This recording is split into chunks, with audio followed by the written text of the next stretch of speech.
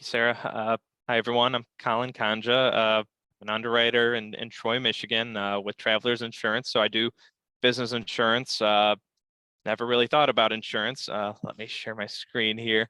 I don't think most people really, it's not like something that jumps out as like a sexy career per se, right? And um, fell in love with it though once I started. So how I learned about underwriting was I attended a presentation by Blue Cross Blue Shield at Wayne State University, and um, saw a opening for an internship position in Troy through the Wayne State portal. But that said, I think the industry as a whole is in a position where I guess you're just hearing more and more that folks are understaffed, and that there's a need for people to get into the industry, whether it be we're going to get into it, but the carrier or agency side. And so yeah, I guess that's just a little bit about myself, but very passionate about, just getting others into the industry, because it's a great one. So starting off with what is insurance? Um, we think about it as, protecting, a given entity, in the event of a loss, and just sharing risk with others. And so people always think about health and benefits, as we close in on, January 1st, people are just renewing that or changing, and or maybe home and auto.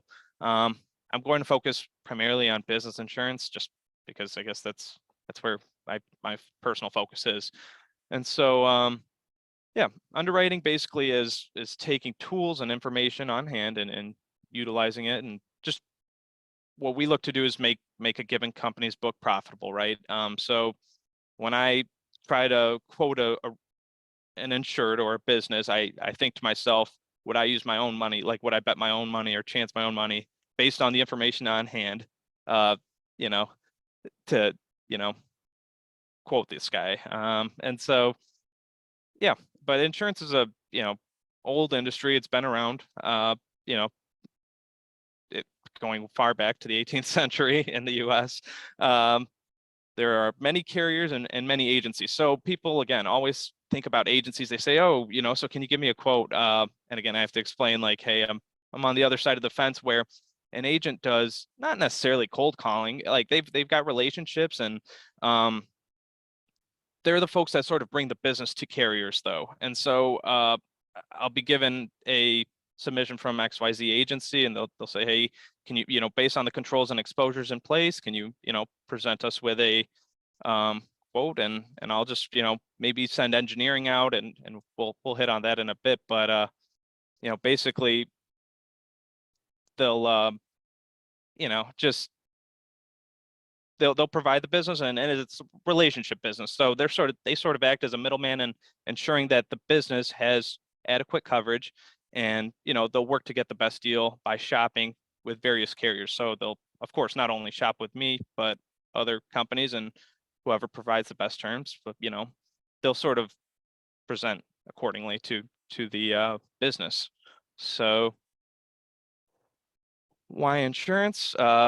It's a massive industry, and like I said, there's a huge need for folks. I mean, we're currently at Travelers looking for 2 intro positions and an intern, but I think my understanding is that, for a long time, the industry failed to hire a lot of folks. So you've got, I see it even now. I mean, you've got 60, 70, 80-year-olds working, and just, from the agency side, at least, just renewing deals. And there's just like a huge gap, because you don't see a whole lot of 20 or 30-year-olds. And there's always a need for insurance, competitive pay for sure, without question. And there's many avenues for career advancement, and I've seen folks shift between the agency and career or carrier side, as well as just move up internally, between either one. So yeah, there's always room to grow. And what I really enjoy about this business is we're helping people in their time of need, and you're always learning about new different things. I mean, it's crazy just holding up a calculator, for example. I mean, who's producing the ink, who's making the buttons, who's making the screen. I mean, things you really never ever think of.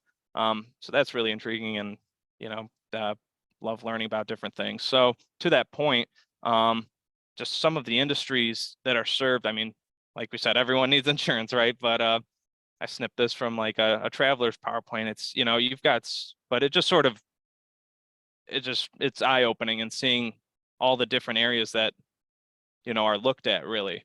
And all the different types of coverages that go along with it. I mean, so I could talk about these for over an hour, but I just sort of wanted to just show there's so much out there. And again, there are different specialties, I guess, depending on your company carrier.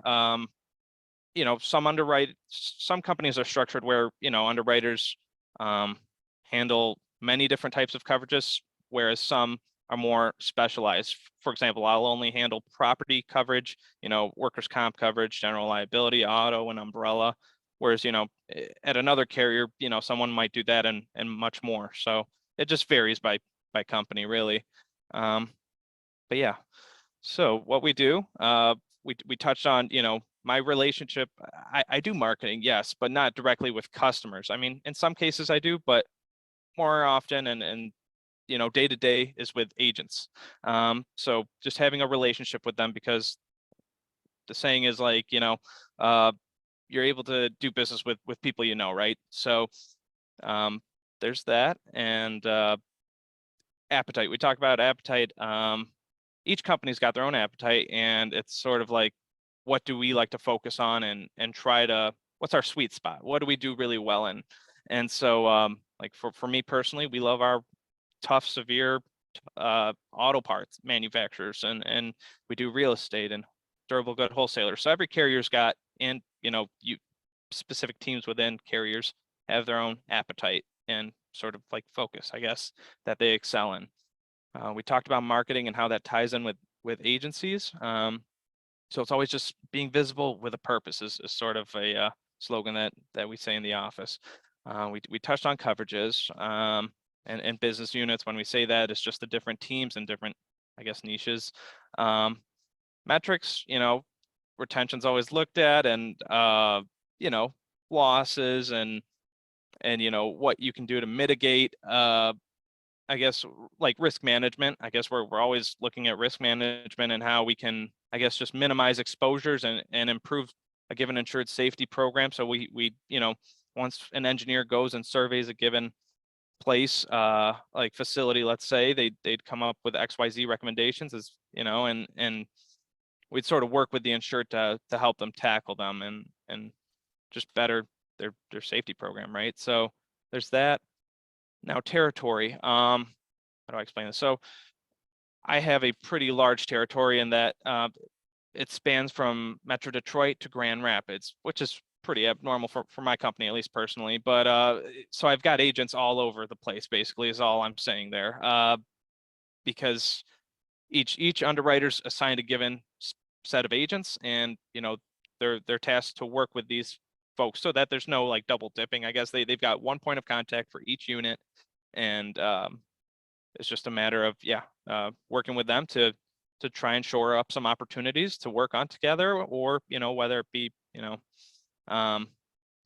accounts that the agency already has that they're looking to shop, you know, because it's been a while since they've, you know, maybe shopped an account, or the customer's asking that it be shopped. So yep, territory is just simply, you know, who you work with, essentially. And so yeah, again, like I keep mentioning, I mean, the goal for an underwriter at the end of the day is to just have profitable growth.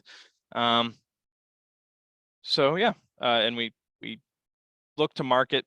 When marketing with agents, we, you know, just have a set of questions that we sort of, you know, have, and again, it becomes more of a relationship, and you don't need, once you get to know the folks, it's more, you know, I don't know, day to day relax, like conversations, like you're talking with a friend. So so there's that.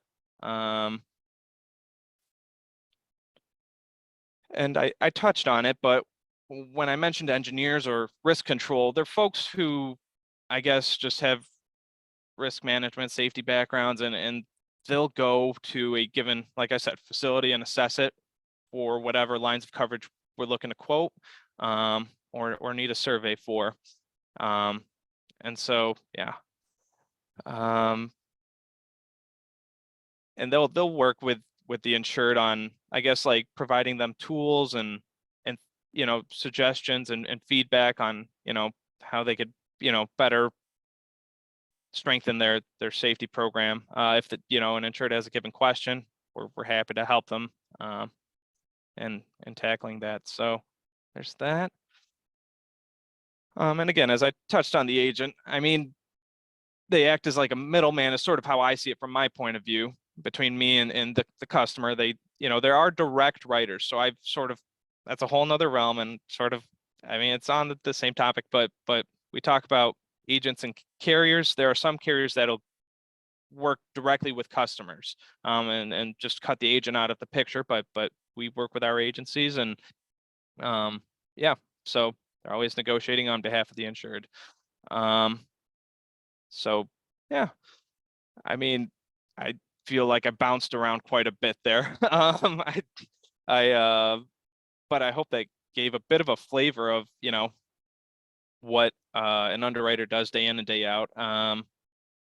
Again, why I love it, there's, a lot of flexibility in terms of like your time management. If I need to step away from the desk for a few hours, I'm more than welcome to do that and take care of business. And like I said, you're always helping people in their time of need, which is really great.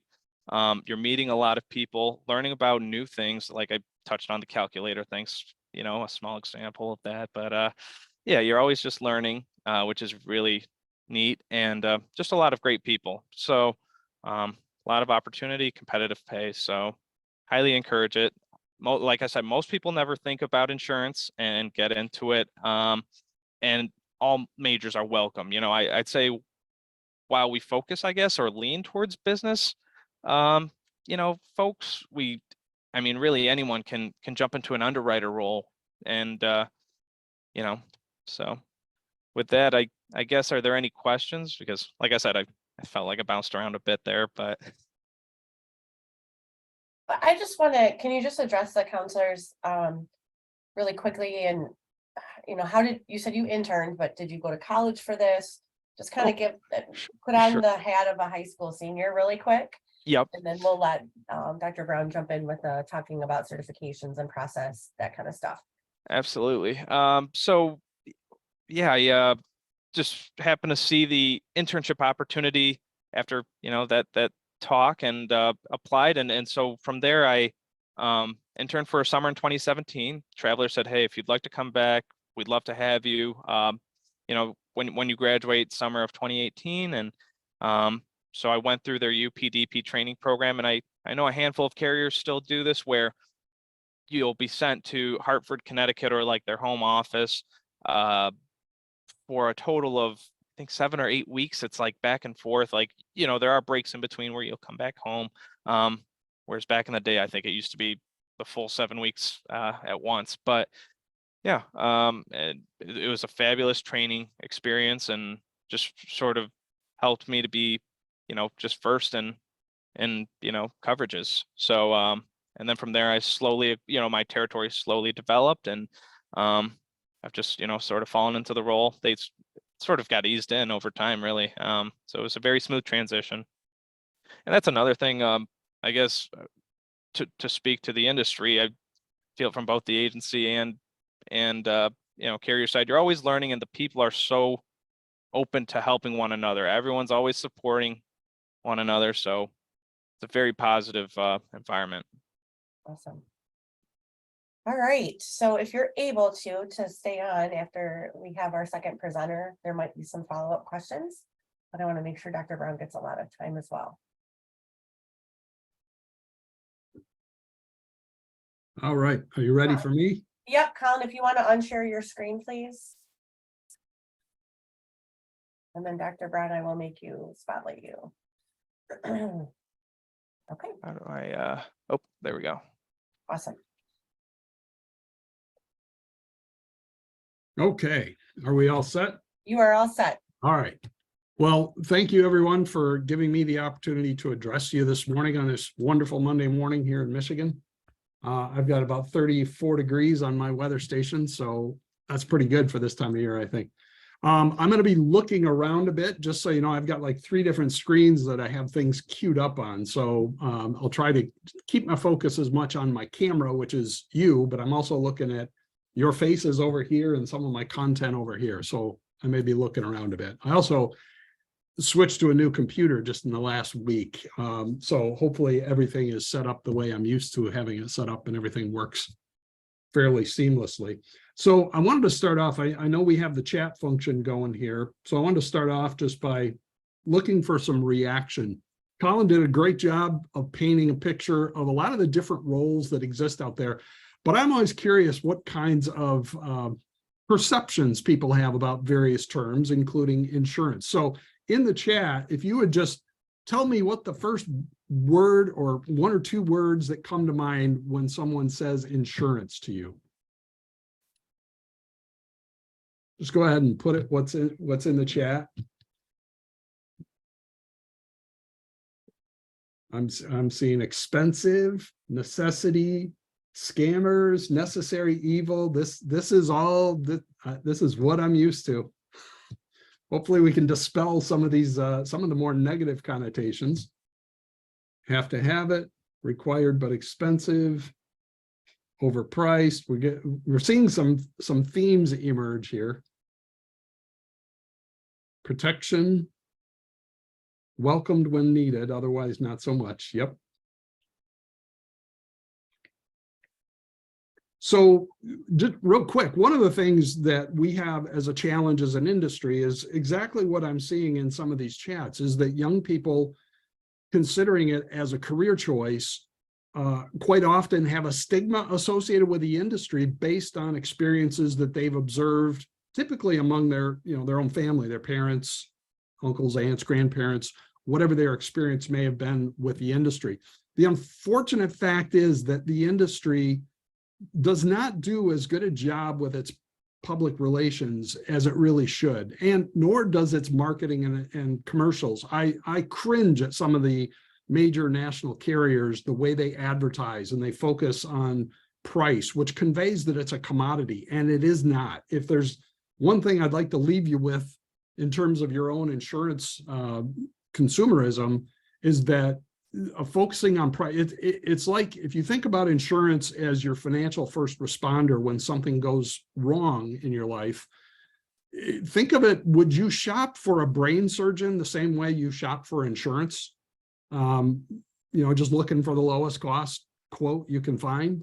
That's not a good approach, because now there are some of the marketers, one that comes to mind right off the top of my head is the Allstate, the Mayhem guy.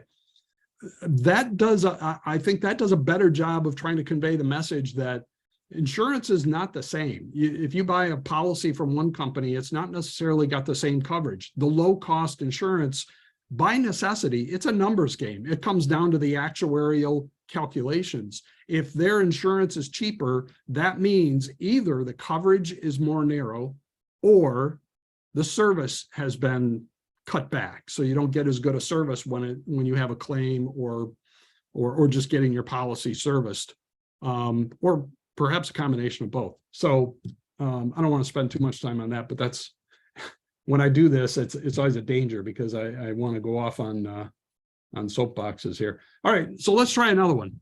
When I say the words risk management, what comes to mind for you? Go ahead and put that in the chat.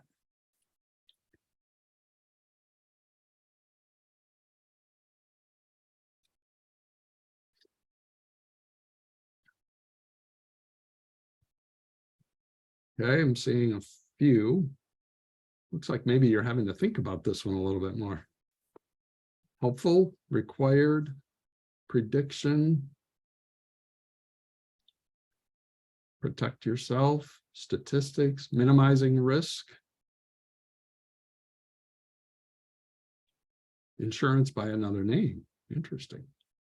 Risk reward, confusion prevention, not all eggs in one basket. Very good. So risk management is a much broader discipline. If you want to think of it this way, risk management, both personally and commercially, is something we all do, whether we realize it or not. We are all doing risk management day to day. we're calculating what risks we want to take, which ones we want to accept. The insurance product is really just one tool that we use in our risk management, but it's a much broader, and that's why when I joined FARA, and I'll tell you a little bit more about my background here in a moment, but when I joined FARAS, one of the first things I did was I changed the name of the program because it had always been known as the insurance degree or the insurance program. And that was way too constricting, because really what we're trying to train our students to be are good risk managers and recognize that insurance is a tool within the risk management toolkit. Career-wise, there's so much more than just selling insurance, which is another stigma I think that a lot of young people have, is that if I go into insurance as a career path, that means I'm going to be selling insurance to people, and I don't want to do that. I'm not comfortable with that role. Well, that's fine, because there are so many other possibilities that you can get into. Now I'm going to try, let's see if this, I'm going to try to play a video. This usually works when I do it in a classroom, but in a Zoom class, but let's see. It's a short little video. I'll shrink myself down. And maybe gives you a little bit of a perspective on what we're talking about here.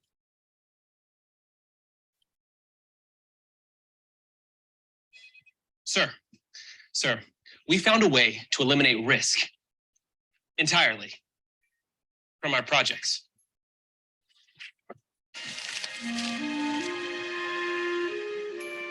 Lead crystal, custom engineered. Name a project we're bidding.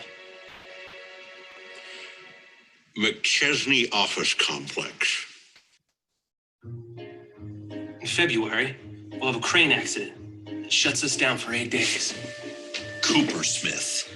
We've got cost overruns in March from a global spike in steel prices. In April, credit markets freeze up. And we'll have 2 subcontractors going under. Was this expensive? A little.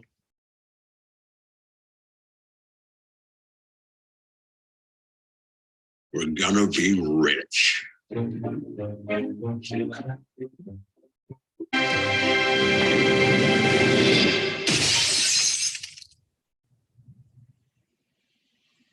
Did we have insurance on that?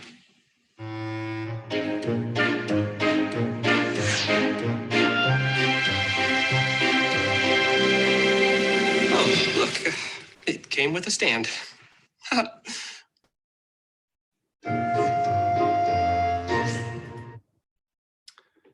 All right. So hopefully that was a little bit of a humorous take for you on the risk management concept. Let me ramp myself back up here a little bit. So what I hope to do today is just introduce you to some of the opportunities that perhaps your students might want to consider. Colin mentioned several of those. You know, underwriting is one path that students commonly go into. The loss control is something that students who maybe don't want to, they want to be out in the field working sort of hands-on directly with customers and problem solving might find more appealing, but there's just a number of opportunities. So I want to introduce you to those and then tell you a little bit about FARA State's program to help prepare students and accidental insurance professionals who might find themselves already in the industry. And I'll talk about what our classes offer and some of the credentialing and I'm also going to introduce you to a opportunity that you might want to share with I think Sarah said mostly we have counselors here today, but if we have some business instructors or if you have contacts with your business instructors, we do have a few openings left in a insurance challenge event that we're going to be running next February through March. Throughout the state of Michigan. Got a few openings left, so I'll talk about that a little bit towards the end of my time. But just to introduce you, I guess, to myself, give you a little bit of background on where I came from. When I am an accidental insurance professional, like Colin had indicated, that's a common thing. In fact, if you have a room of 100 people working in risk management and insurance, most of them, probably 95 out of that 100, if you ask, did you expect to go into insurance? 95 out of 100 will probably say, no, I had no idea. And that's my story as well. I wasn't sure what I wanted to be when I was growing up, trying to figure out college. I went off to college my freshman year as a communications major because I thought it would be great fun to have my own radio show on the college radio station and launch a radio career. I really just wanted to spin music all day long and, sit back. And my perceptions of that were formed by, this dates me, I know, tremendously, because some of you probably don't even know what this show is, but there was a show in the late 70s, early 80s called WKRP in Cincinnati. It was a sitcom about a radio station in Cincinnati. And I loved that show, and it formed that early interest in me going into radio. But I realized that probably wasn't going to be a stable career. So although I had a lot of fun in my first year of college, I ended up transferring to Michigan State, changing to a more mainstream major. I actually majored in socioeconomics, which is a blend of business and political science. And when I was graduating, I started interviewing with all kinds of different entities, mostly business, banks, and some insurance companies. And I ended up taking a position as an underwriting trainee with Cigna, which some of you may be familiar with as a health insurance, primarily health insurance these days. Back then, they were a property and casualty insurer as well. And so I took this position as a commercial underwriting trainee, probably very similar to Colin. And another accidental insurance career got launched. I really enjoyed the analytical aspect of the underwriting job. That was really attractive to me and was kind of a natural fit for me. Back in the 80s, when I started doing that, that was kind of the dawn of the personal computer era. And so, I had some basic programming skills, which I developed kind of self-taught when I was younger. And so one of the things when I started this job at Cigna was there was a IBM PC sitting on a desk in a corner that home office had sent out to every regional office. I was in the Grand Rapids, Michigan office. No one knew what to do with it, but I saw an opportunity there because the early underwriting training in the Grand Rapids office was in yacht underwriting, because we have lots of boats here in Michigan, right? And so it was a very structured approach, a very straightforward way to learn how to underwrite. And so my brain went to, oh, well, this could be a computer program. This could be a nifty little program. And so I wrote a program, and that kind of caught some attention. I got to do some other personal computer related stuff that were kind of tied in with the underwriting process. And before I knew it, I got a promotion. I got a bonus from home office in Philadelphia. And I was realizing that not only was this insurance career interesting and challenging, but it was also lucrative. A few years go by, Meijer, the stores that we're all familiar with, posted a risk management job opening in their corporate office. That caught my attention. So I applied for that and was hired in at Meijer. And that's where I got exposed to a whole bunch of risk control activities, going through our warehouses and looking at the opportunities to reduce our potential property losses and also our workers' compensation loss exposures. I got exposed to a more intricate risk financing approach where a company as big as Meijer does a lot of self-insured, has a lot of self-insured programs, large retentions or deductibles, if you want to think of it that way. And self-administered their own liability and work comp claims. So we actually handled our own claims in-house. And that gave me a chance to apply some of the technology skills because I was asked to lead a project to find and implement a new risk management insurance or risk management information system to do those claims, manage those claims. So a few years after doing all of that, I decided it's time to be a free agent. I basically hung out my own shingle and started doing risk management information system consulting work. Had a chance to work with a number of Fortune 500 clients, travel a lot all over the US, get to know a lot of other risk managers. got to do some other independent software projects where I developed an audit management system for a large manufacturer based here in Michigan, and I'll call it a vendor compliance management system. It was basically a way to track the insurance that vendors of a company had, so that you knew if you were going to buy product or hire a company that they had appropriate insurance, so that if something went wrong with their product or their work and you got sued for it, you knew they had proper insurance and could tender the claim back to their insurance company. That gave me a chance to do a lot of stuff. I'm actually behind on my slides here. This is what I get when I start talking.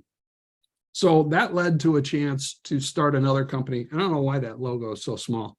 So I started another company called Curriculum Services Group, where we were doing that kind of vendor compliance tracking for other risk management firms.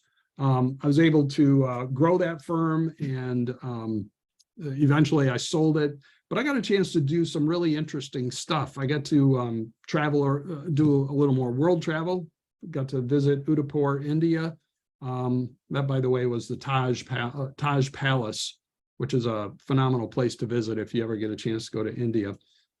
Spent some time in Sydney, Australia, because we had a strategic partner who licensed our technology to do the same kind of risk management function in Australia. So I spent some time there with them. But all of this, I'm telling you all this just to kind of paint a picture of where this career path can take people. I've been able to do things that I had no idea I would be able to do, and opportunities. It's been a lucrative career path for me. The businesses that I was able to build from that early start as a commercial underwriter and a risk management professional, I was able to sell that firm that I was doing the vendor compliance stuff. And then I decided to do for a bucket list goal, I decided to go back to school, earn my doctorate. Didn't intend to necessarily teach. I just thought it would be a good consulting credential.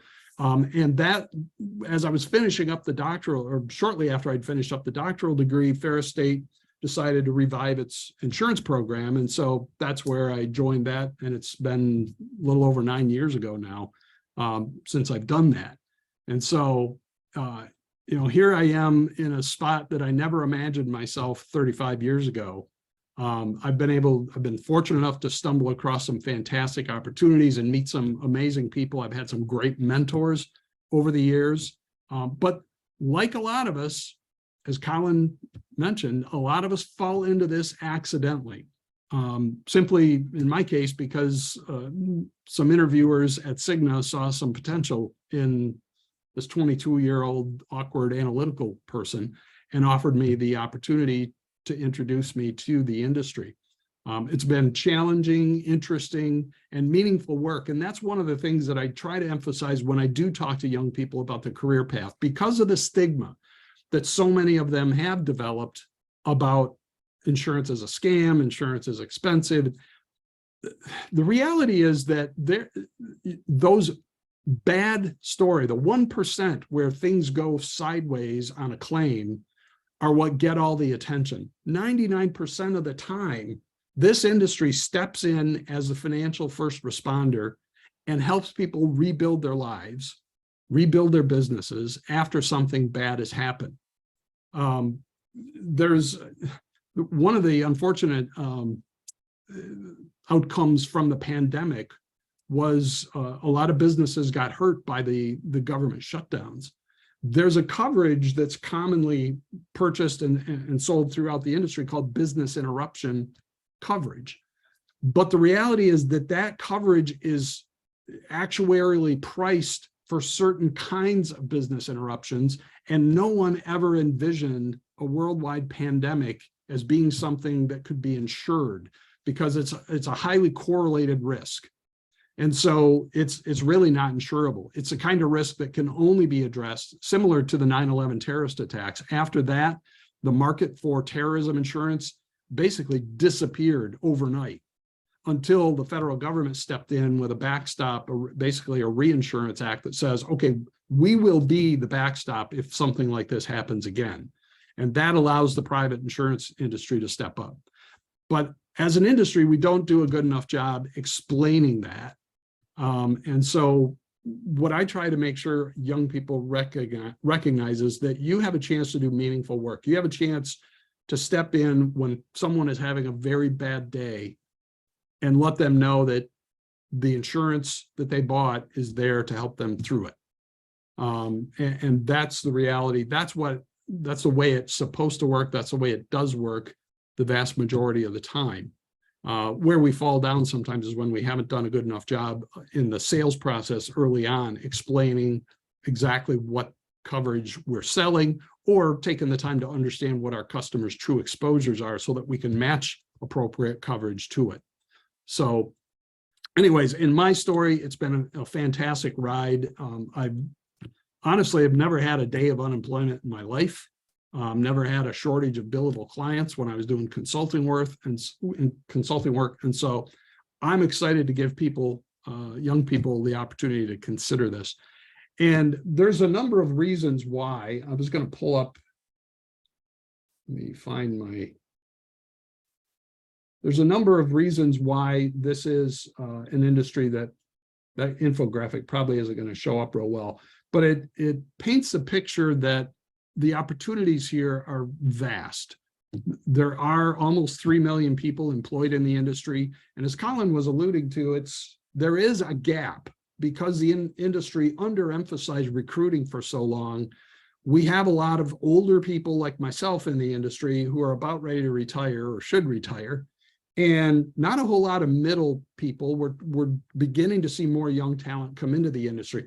What that means for a young person coming in the industry today is there's going to be some fairly rapid promotion opportunities because there is kind of a dearth of middle management talent in the industry right now. One of the things that we have on our webpage, I got to jump back if my screen will let me. I've got to jump back to so I can show the webpage again. This is the Ferris, our program homepage, and we have some links on here to some documents. One of them that I like to share a lot is 15 reasons to pursue a risk management and insurance career. And in the interest of time, I'm not going to go through all these. I'm sure we can share the link to this page with everybody. I can give it to Sarah so she can put it out there. But there's just, first of all, there's tons of job opportunities. Right now, it's even throughout the pandemic, this is one of the industries where when the pandemic's overall unemployment rate hit something like 14–15%, the insurance industry unemployment rate never got above 3.9%. And if you look at unemployment charts over the last several decades, whatever the overall economy's unemployment rate is, the insurance industry unemployment rate is generally half that or less. So it's a very stable career. It is something that's always going to be around because there are certain insurance coverages that are mandatory by law. So it's a very stable career, lots of job opportunities. And some of the other reasons on this list that are highlighted here, 1 million current risk management and insurance employees are projected to retire by 2027. So in the next 5 years, that's better than a third of the industry are slated to retire. It's a rewarding career path. I hopefully talked about that already a little bit. You don't have to sell insurance, although that's a great path. That you can, a student who's comfortable with selling and really good at relationship building and rapport can make excellent money as on the agency or brokerage side of the business. But there's so much more to it than that. It's stable, sustainable. I mentioned that. It's definitely not boring. We're entering an age now where we have to deal with risks, and I'm sure Colin deals with this more and more, where we're having to deal with risks like, okay, 3D printers, everybody's getting these. What are the implications with all these 3D printers cranking out spare parts for this, that, and the other thing? The cyber risks are emerging or evolving daily almost. Ransomware was something we never heard much about until just a few years ago, and now that is a major concern from a commercial risk standpoint is what happens if somebody, gets hacked. And it's not just a matter of stealing customer data and blackmail. That's bad enough. What if they come in and lock your systems down? And then what do you do? And then there's, send us $1 million or $3 million worth of Bitcoin, and then we'll maybe give you a key to unlock your data. And in fact, I saw, just glancing through some of my industry stuff this morning, there was an article I saw this morning that said the statistics now are showing that if you get hacked by a ransomware attack and you pay the ransomware and get your data back, the chances of you being subjected to another ransomware attack in like the next year or two are much higher. It's if you give a mouse a cookie kind of thing, I guess. It's once you pay the ransom, they're going to come back because they know you paid once. The risk management and insurance work schedules are flexible. This is one of those industries where the work from home opportunity is, I think, a lot more plentiful. There's a lot more opportunities for that because a lot of the work can be done from a variety of locations. And you can find risk and insurance jobs in big metropolitan areas like Detroit, Grand Rapids, Zurich, London, or you can work in, more serene settings like Traverse City, even the Upper Peninsula of Michigan. I get calls from employers up in the Upper Peninsula, looking to, do you have any students that are from my area that want to come back home and work in the industry? So there's a lot of reasons, and I'm not going to go through any more of these now. We have about 10 minutes left, Dr. Brown. Okay. Well, let me get right to talking about Ferris a little bit. Few questions in the chat too. So if you want to get through the Ferris information, and you can Sure. take a look at those too. We've got a program where we offer a major, a minor that goes well with a business administration degree, and we've also got 2 different 12-credit certificates. One's focused on insurance, one's focused on risk management. Our tagline for the industry, or for the program, is that we offer a practical education for a flexible career and a rewarding life. Several of our classes are aligned with some of the industry designations. CPCU, Chartered Property Casualty Underwriter, is one of them. Certified Risk Manager is another. So some of the classes that students take will actually earn them exam waivers towards those credentials. We focus a lot on the practical skill building, critical thinking, problem solving projects. Experiential learning is a big part. We require at least one internship for credit, and we also take students to a number of different industry conferences, and we try to do at least one risk management field trip per semester. We just visited the Meijer Big Rapids store this semester, where they got kind of a back of the house view of what Meijer does in terms of risk management. The other thing I'll mention real quick, and then I'll go to questions here, is that we are offering a, let me find, that's not the slide I wanted. We are offering the Ferris State Auto Owners Insurance Challenge. And again, we only have a few spots left in this. So the registration link is here. This is another one I can share with Sarah to put out there for everyone. This is a competition that's going to take place next February through March. The first 2 weeks of it are short instructional videos that I'll be providing to those instructors who sign their class up for this, so that it introduces the students to some of the different roles within an insurance company. And then they're going to form their own insurance company, a fictional insurance company, and go through a 6-round simulation where, and you can organize this however you want. You could elect a CEO and some vice presidents and then kind of organize the class as committees in the functional areas, or just do it by consensus. But they're going to make decisions around underwriting, pricing, portfolio allocation, reinsurance use, all the things that the introductory videos are going to introduce them to. And then they'll make those decisions and submit those. I will then be providing back the results for each round so that they can make the decisions for the next round. At the end of the 6 rounds, towards the end of March, we'll be announcing the best performing classes who will earn some cash prizes, thanks to our sponsor, Auto Owners Insurance, as well as a pizza party on site, which myself and one of the auto owners representatives will be bringing to the class and interacting and hopefully being able to answer some questions for them as they enjoy pizza for a job well done. So we're looking forward to doing that. Again, we just have a few spots left in that for this year. So if you or any of your business instructors have an interest in that, feel free to get registered before we fill up.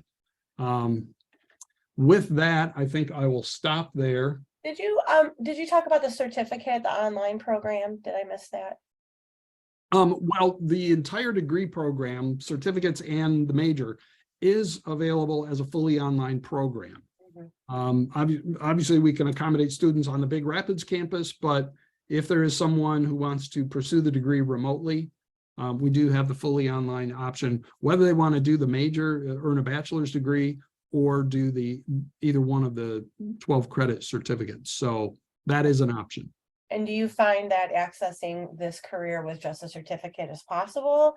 Or what is the benefit from the degree versus the certificate? Now, the certificate is, there's really two audiences for the certificates. One is students who are in another program but want to pick up some insurance or risk management knowledge. And that's commonly like our actuarial science students who they're going to be working within the industry, but they don't necessarily get much of a business side exposure unless they pursue the certificate. Some of them also do the minor. The other audience for that are some of these accidental insurance professionals who are just new into their role, whether it's within a company or with in a risk management role within their own business. And so they're already working and don't necessarily, maybe they already have a bachelor's degree in business or something else, and they just want to pick up some specific knowledge. So the certificate is really, either one of those certificates appeal to those two different kinds of audiences. Okay, thank you. Okay, so can we talk about characteristics? And Colin, you can jam in too. If what we have a student in front of them, what type of personality skills, et cetera, do you find? Obviously, people need to be outgoing, be able to communicate well, that kind of stuff. Yeah, communication's important. The different roles have really different skill sets. If you're going to go into the agents or brokerage side, you do definitely want to have that relationship, some selling ability and some rapport building, but the industry as a whole is a relationship business. And I'll let Colin speak to this because he alluded to it already, but the underwriting, that's relational as well. You really get to know your agents and brokers that you deal with. You want to expound on that, Colin?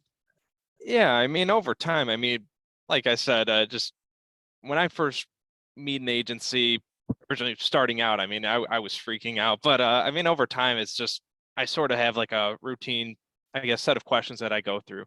But then you get into that second meeting, that third meeting, and then maybe you get a deal in from them and you work with them on it. You sort of break barriers down, and like I said, you just form a relationship over time and an understanding. And the more you get to know someone, the easier it is to work with them. You understand their work pattern or flow and vice versa. And so yes, very much relationship based. And yeah, communication's just key. I have a personality, I'm sure. So yeah, it's a good mix of analytical and marketing.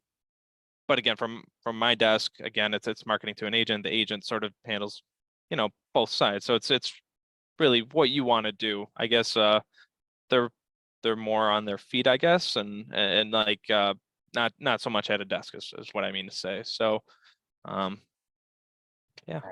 I'm a little nervous by Todd Robinson's asking this question, but could someone get into this profession later in life? a student. Yeah, absolutely. This is an industry that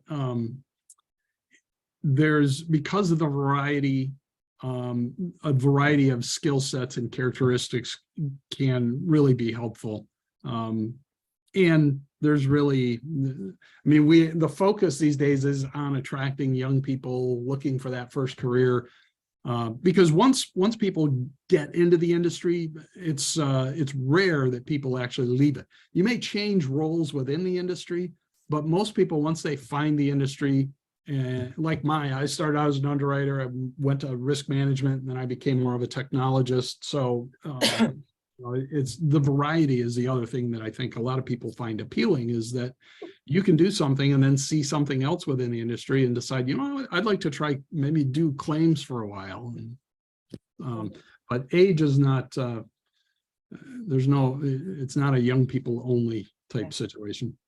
Can you talk about access points? So a lot of our students are entertaining community college to start. And so what are some stackable degrees or associate's degree type of, is it business, is it marketing that we can suggest for students to get a nice foundation, and then this is an option career once they get that degree?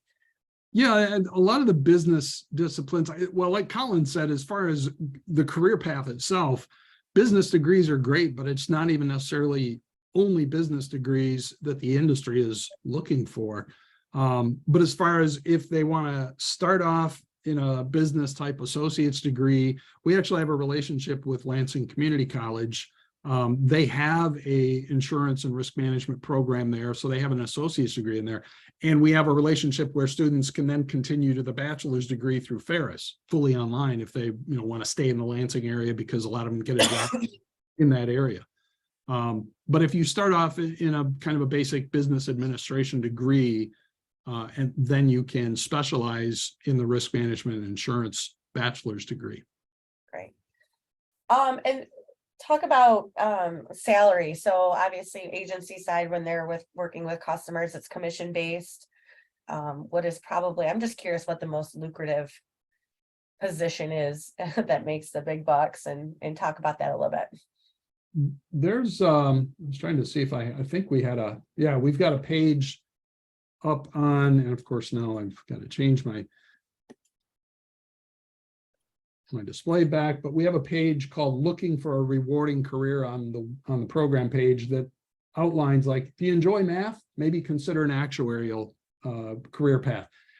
These starting salaries, I think, are actually a little bit outdated now. I've seen actuarial students get offers in the 70 to 80s these days. And I've had some students get into underwriting in the 70s. So starting salaries are pretty good. Now, agents, you generally are going to start with a smaller base, but a commission opportunity. And that can evolve if you really latch onto the opportunity, you could evolve to a six-figure salary. Not overnight, you got to build up a book of business, but you can get there in a reasonable amount of time. So it is a lucrative opportunity as well as a meaningful, rewarding type of career path. Okay, we have about 3 minutes left. So Colin, Dr. Brown, anybody have any final thoughts? Any final questions? I guess if anyone ever wants to, have a one-on-one, any students are ever interested or anything like that, happy to do virtual or in person to talk about it, I guess.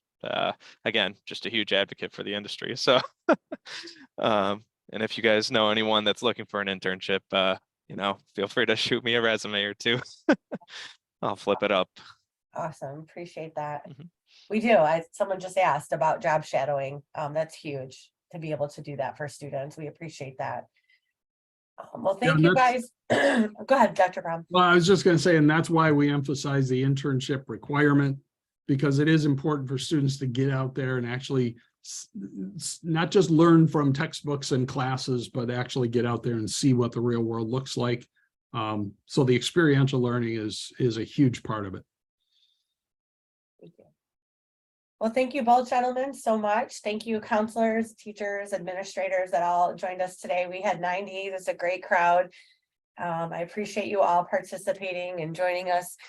We will be convening on careers in public safety in December, right before holiday break, and we will have representatives from MedStar and a few different public safety industries. So I encourage you all to join that on December 20th. Thank you, Dr. Brown. Thank you, Colin, for being here today. Thank you, counselors, administrators, participants.